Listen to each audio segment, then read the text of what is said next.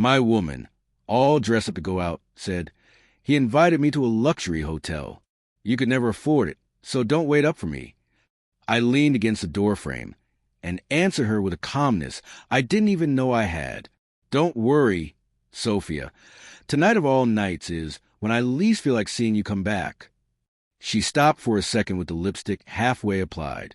She looked at me through the hallway mirror with that mixture of superiority and annoyance she had been perfecting for months.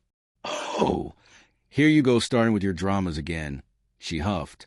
"Honestly, Daniel, you're exhausting.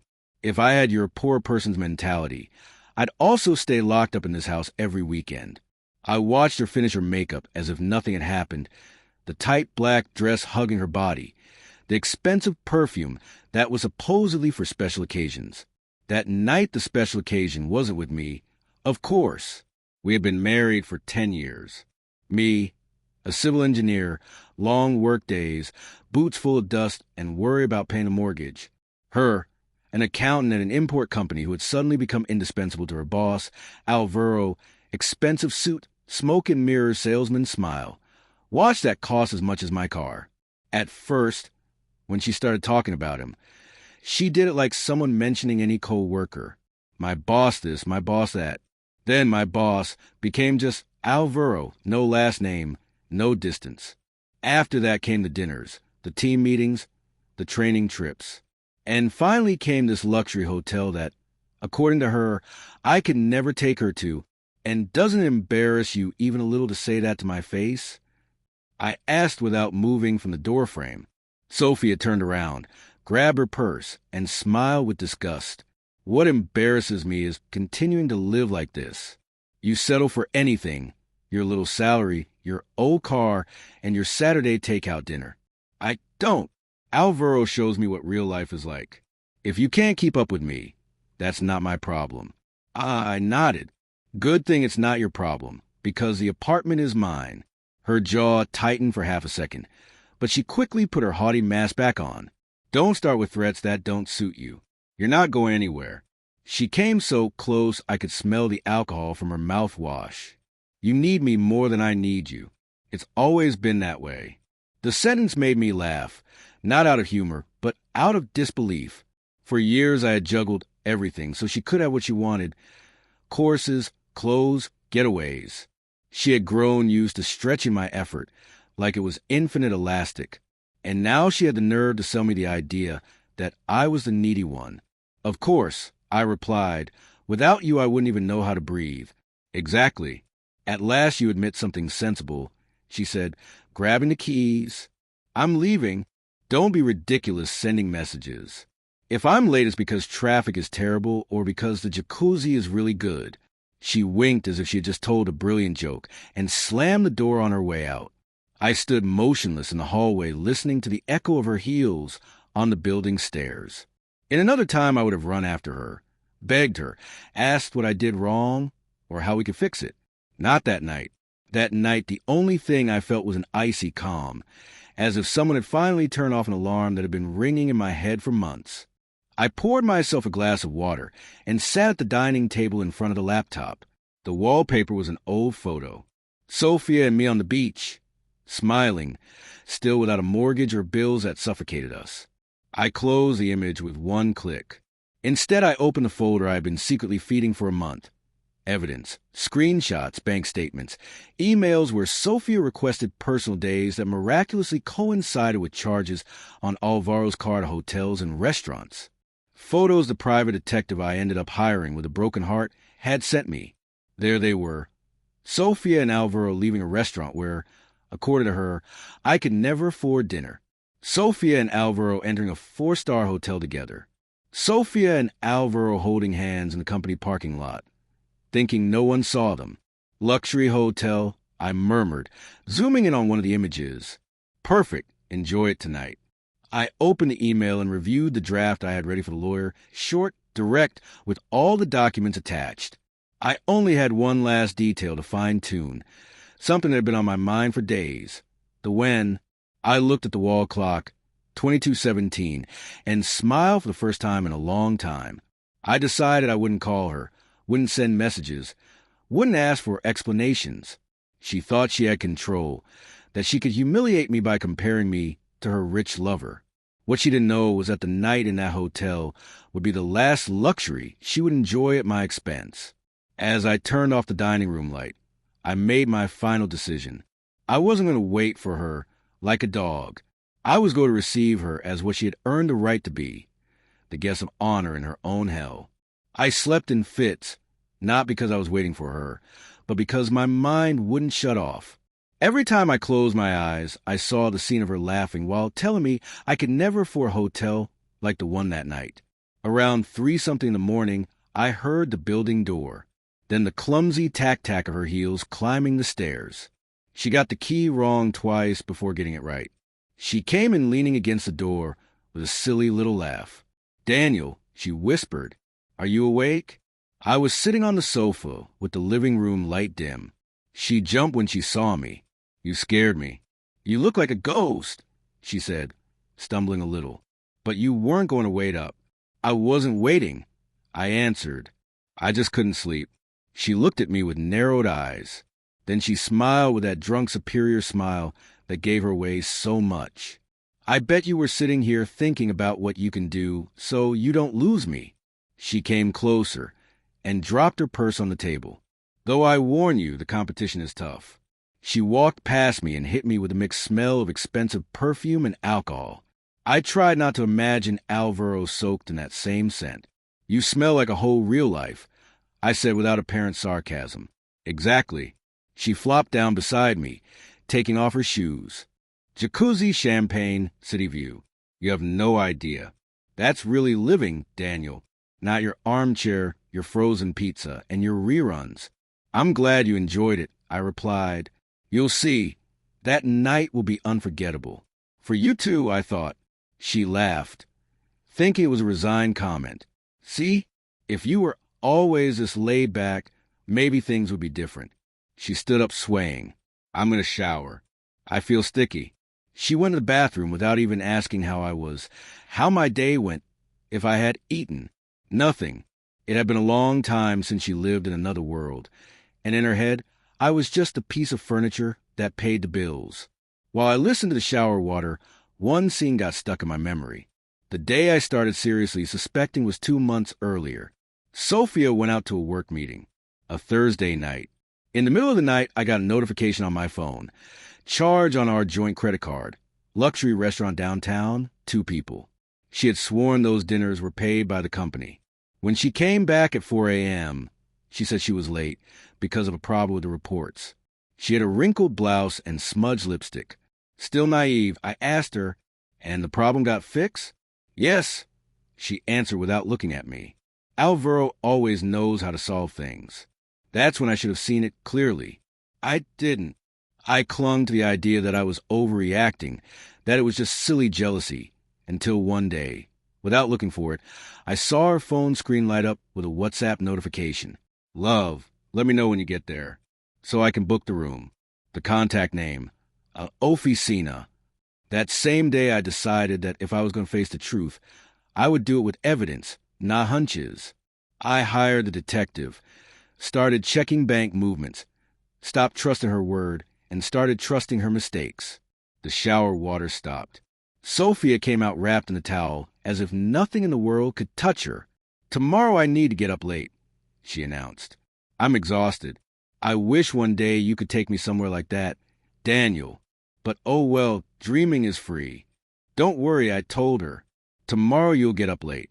"Yes, and it will be a day you won't forget either." She waved her hand, dismissing it, and went into the bedroom without another word. When she finally fell asleep, I went to the study. I opened the email to the lawyer again. I added the last files the detective had sent me that same afternoon before she left for the hotel. Clear photos with date and time, showing Sophia kissing Alvaro in the hotel parking lot, walking arm in arm, entering reception. I also attached the mortgage document in my name, the statements proving I had paid practically everything from the beginning.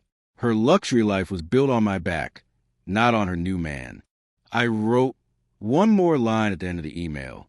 Proceed as soon as possible. I want no more conversations with her, only results. I saved the draft. I wouldn't send it yet. One detail was missing that I wanted to handle carefully. The blow wouldn't just be legal. I wanted it to hurt her ego, that perfect image she had built for herself. I picked up the phone and opened Alvaro's contact. I didn't have it saved, but I found it in the detective's reports, his personal number. I just looked at the screen without typing. It still wasn't time, but it was close. Then another notification came. New email from the detective. Subject, material from tonight. Hotel food. When I opened it, I found the clearest photos of all. Sophie in the hotel lobby, hanging from Alvaro's neck, kissing him, laughing. Her in the same dress she wore when she left home, telling me not to wait up. Awake, zoom, save, backup. I closed the laptop, and for the first time in a long time, I lay down peacefully beside her. She slept deeply, convinced that when morning came she would still be in control. I, in silence, began to enjoy another kind of luxury, knowing that this time I was the one with the advantage, and that when everything exploded, Sophia would have nowhere to run. I woke up before the alarm. Sophia was still asleep, mouth open, hair tangled, oblivious to the world. I looked at the clock. 7:02. I had plenty of time. I got up slowly, got dressed for work, and went to the kitchen. I made coffee, toast, everything like any other morning. That was the key, that the day seemed normal until the last second. At exactly 8 o'clock, I heard the heavy dragging of her feet. She came into the kitchen with a hangover face and bad mood. "Ugh, my head hurts," she complained, pouring herself coffee, without saying good morning. Next time I go to a hotel like that, I'll ask them to turn down the bar music. "You must have had a great time," I commented without looking up from my phone. "You can't imagine." She suddenly smiled, animated, private jacuzzi, huge bed. "The breakfast they bring to the room has nothing to do with these same old toast," she said, taking a bite. "Though, well, something is something." Of course, I nodded. You get used to what you can afford. She either didn't catch the double meaning or ignored it. The truth is, Sophia was so convinced I was a poor conformist that anything I said sounded to her like resignation, not a warning. "Tonight, I'll be late again," she added, as if doing me a favor by telling me. "We have month-end closing, and Alvaro wants everything perfect. You know how demanding he is, but thorough." The way she said thorough almost made me nauseous. "Don't worry," I replied. "I'll have a busy day, too." I finished my coffee, washed my cup, and grabbed the keys. "Aren't you going to say anything else?" she asked, annoyed. "Not even have a good day, not even take care." I stopped in the doorframe, the same one where the night before she had announced her big luxury getaway. "Take care, Sophia," I said, looking her in the eyes. "Really, take good care of yourself." She frowned, confused. "You've been so dramatic lately." I closed the door behind me and went down the stairs feeling something new, lightness. As soon as I was on the street, I took out my phone and opened the email to the lawyer. This time I didn't hesitate. I hit send. I felt the confirmation vibration, like a starting shot. Then I called the detective. "Hello, it's Daniel," I said. "Go ahead with what we discussed. Today." "Perfect. In a few hours the organized files will reach you. And don't worry, sir. With what we have, she has no way out." I hung up. I walked to the subway with the calm of someone who has finally decided to stop making excuses for the garbage someone else does to him. At work, I pretended everything was normal. No one needed to know my marriage was falling apart, or rather, that I was removing the bricks one by one. During the mid-morning break, I opened LinkedIn. Searched for Alvaro, impeccable profile, winner's smile, motivational phrases about leadership and professional ethics. I laughed under my breath. Among his contacts, I found Mariana G., his wife. In her description, mom of 2, lawyer, lover of travel. Perfect family photos, young children, beach vacations. I felt a stab in my stomach, not for Sophia, but for them. It wasn't fair, but neither was what he had done to me. I opened a new email from an anonymous account. I wrote slowly, choosing every word. No insults, no drama, just facts, dates, photos. I attached the evidence. At the end, a simple message. "I don't want to hurt you, but I think you deserve to know who you're married to." I saved the draft. That send I would save for the exact moment. When I left the office, I didn't go straight home. I went to the bank. There I confirmed with the advisor what I already knew. The house was only in my name. The joint accounts could be blocked. The movements of the last months made clear who contributed what. I signed some forms. Preventive block, password changes, notifications to my phone. Each signature was another brick in the wall I was building between Sophia and the comfortable world she had built on my back. When I left the bank, the sky was cloudy. I checked the time. 1847. Sophia, by her own words, would be closing the month with Alvaro. I, on the other hand, was about to open the door to a truth that would destroy her luxury hotel queen air. I took a breath, straightened my tie, and headed not home, but to the place where everything was to start falling apart, the company where both worked. The company was 15 minutes' walk from the bank. I had never gone to pick Sophia up there. I had always respected her spaces. Today it wasn't about respect. It was about settling accounts. The building was glass and steel, very modern, very elegant, very Alvaro level. I entered through reception like any visitor. I greeted the guard. Good afternoon. I'm here to see Sophia Rivas. Accounting. I'm her husband. The guard looked up uncomfortable. He asked me to wait. He made a call. I stood looking at my own reflection in the entrance glass bags under my eyes. Tense jaw, but a strange calm in my eyes. You can go up, sir, the guard said afterward. 7th floor. But they asked me to go to Human Resources first. Perfect. In Human Resources, Laura received me, the manager. I had spoken to her only once at a Christmas party when Sophia introduced me as the one who pays a mortgage, and then went off to toast with Alvaro. Daniel, right? She said, inviting me to sit. How can we help you? I'll be direct, I replied. I'm here to formally report that Mr. Alvaro Perez is having an extramarital affair with my wife who works here. I have proof, and I know part of that relationship has taken place during work hours using company resources. Her eyes widened a little, but she kept her composure. That is very serious. I know. I'm not here to make a scene. I took out the folder with printed photos, emails, records. I'm here to leave you this. What you do with it is not my business. But I don't want tomorrow someone to say no one knew anything. Laura took the folder with steady hands. I heard her take a deep breath. Thank you for staying calm, she said. This deserves immediate review. And I'm sorry, I nodded without more. Now I want to talk to her. I added, here not at home. Today everything ends. Laura hesitated a second, but finally nodded. She made a couple of quick calls and asked me to wait in a small meeting room with smoked glass walls. 10 minutes passed. The door opened. Sophia came in.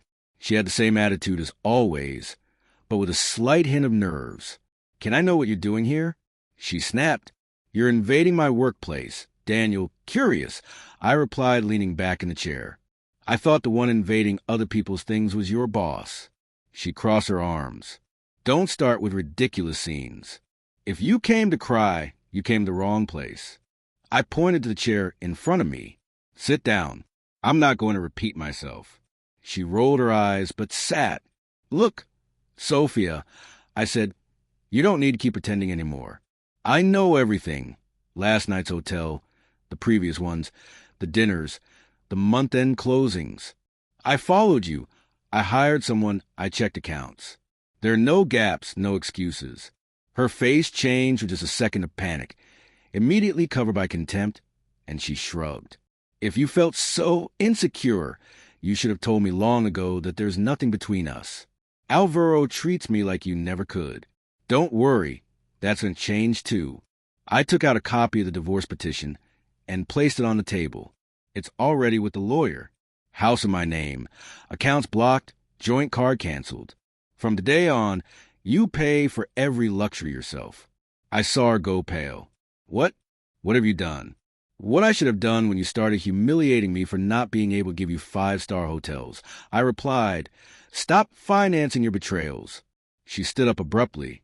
You can't leave me on the street. You have no right. Of course I do. The law says so, and you earned the rest.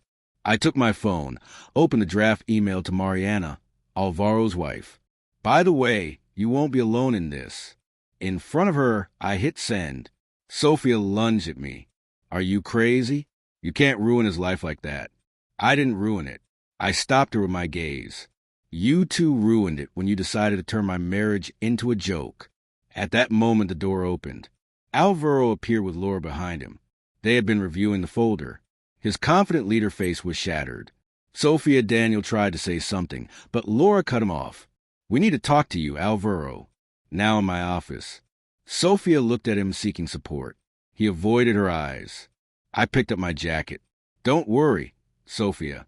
At least now you know one luxury that I can afford, I said, walking toward the door. The luxury of no longer putting up with garbage. I left the room, leaving behind her look of mixed hatred and fear. For the first time, it didn't hurt. When I got to the street, I breathed deeply. There were no hotels, no champagne, no jacuzzis, just cold, honest air. That was, in the end, the only luxury I had always wanted.